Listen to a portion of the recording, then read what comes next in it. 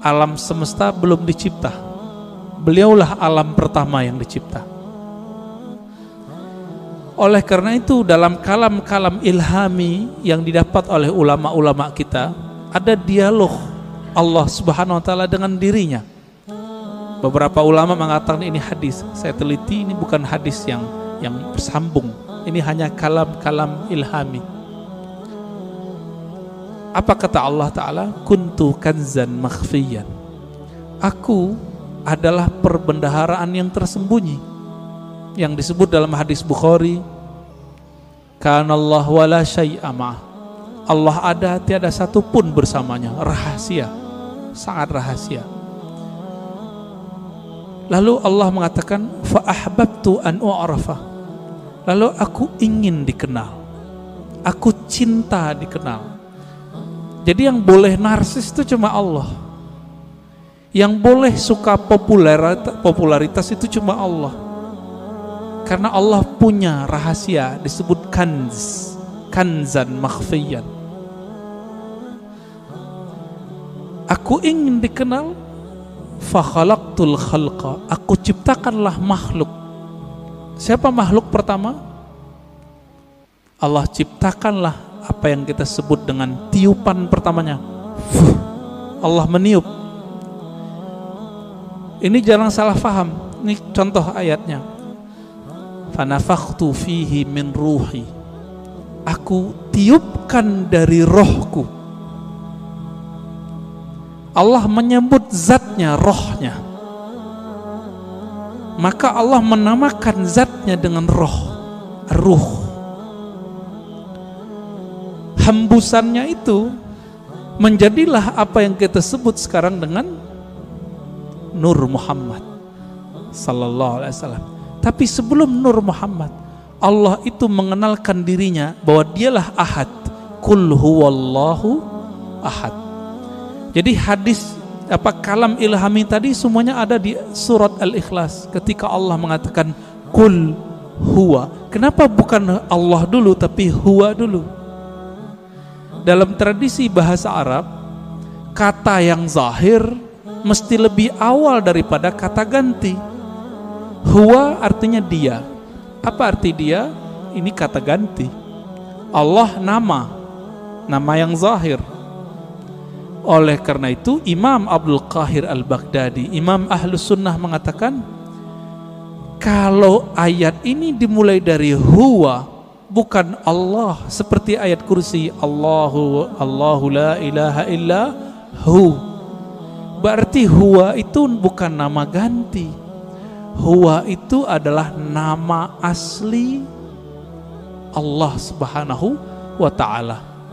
Disebut nama zahir juga Pak, nama yang nyata. Huwa itu bahasa Arab artinya dia. Bapak kalau sebut dia dalam bahasa kita, maknanya mirip dalam bahasa Arab.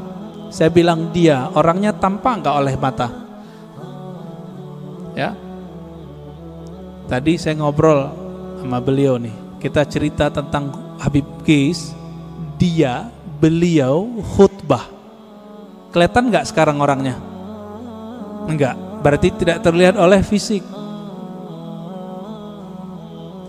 Maksud dari kata dia, Allah itu tidak bisa dicapai oleh pandangan fisik, pendengaran fisik, semua yang berkaitan dengan indrawi. Itulah makna huwa.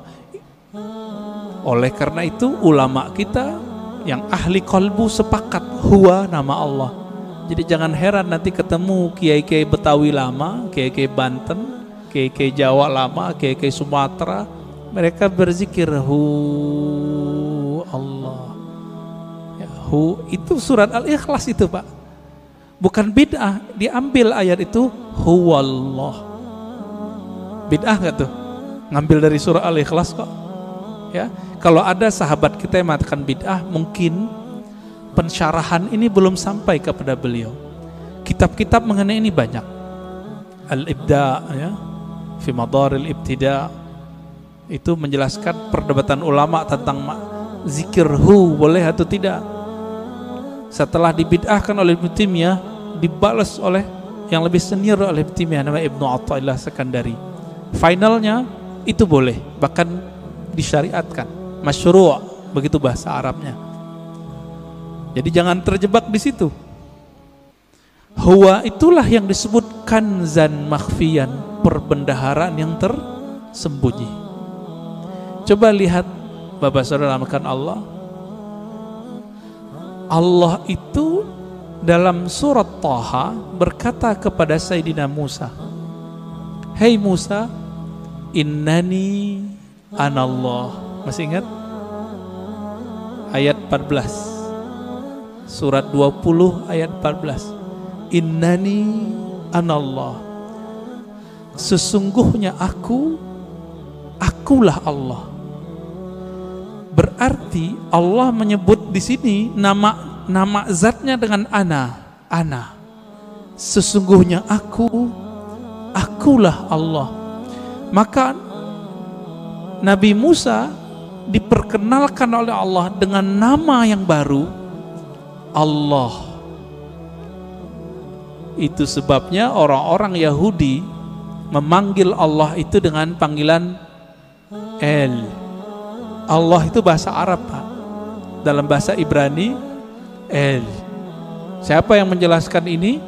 Ada tokoh orientalis dari Australia, tetangga kita, namanya Arthur Jeffrey. Bisa 19 bahasa, Pak. Tapi sampai mati dia nggak percaya Quran dari Allah. Meneliti Quran, meneliti hadis, tapi nggak percaya bahwa Al-Quran dari Allah. Emang hidayah itu nggak masuk ke akal, hidayah itu masuk ke kolbu. Jadi kalau Bapak ngaji diakal-akali, itu dalam pikirannya nolak terus tuh apa yang saya katakan dari awal sampai sekarang. Maka kalau ngaji, jadikan akal itu tunduk kepada kolbu. Kolbu itu mainnya dengan rasa. Rasa yang dipakai oleh kolbu berbeda dengan rasionalitas yang dipakai oleh akal. Banyak yang teman kita nggak pernah merasakan khusyuk, dia bilang mustahil khusyuk. Dia nggak pernah coba, dia bilang nggak ada. Ya, sama kayak orang nggak menikah, nggak tahu nikmatnya malam pertama, dia bilang nggak ada tuh nikmatnya nikah. Mirip-mirip begitulah kira-kira. Bapak Ibu Saudara makan Allah. Jadi ketika disebut huwallah, huwa itu adalah perbendaharaan yang tersembunyi. Lalu Allah mengenalkan dirinya menjadi Allah. Proses dari huwa ke Allah ini panjang.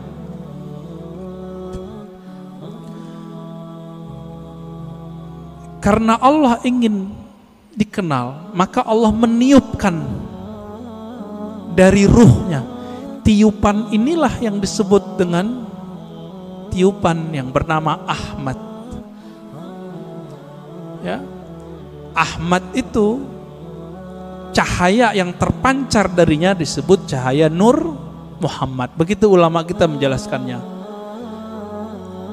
Inti dari Ahmad itu adalah nurnya. Maka sebagaimana disebutkan dalam hadis Imam Bukhari, innallaha yanzuru ila qulubikum. Allah memandang ke sentral jiwamu. Apa sentral jiwamu? Yaitu qalbu. Qalbunya Ahmad adalah Nur Muhammad. Maka Allah pandanglah nur itu. Pernah enggak Bapak Ibu saudara makan Allah, waktu dulu kita sekolah, kita dipelototin oleh guru kita? Keringetan enggak? Keringetan ya?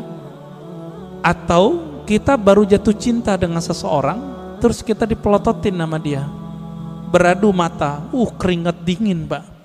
Yang pernah jatuh cinta, ya, mau jatuh cinta lagi nggak, Pak?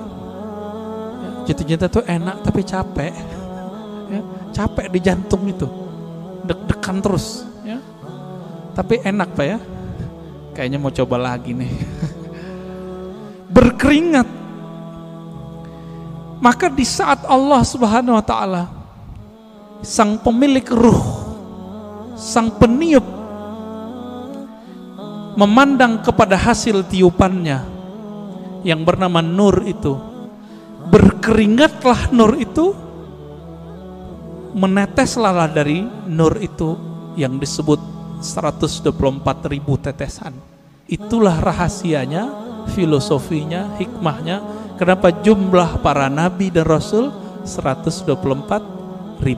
Hadis Imam Al-Hakim juga itu.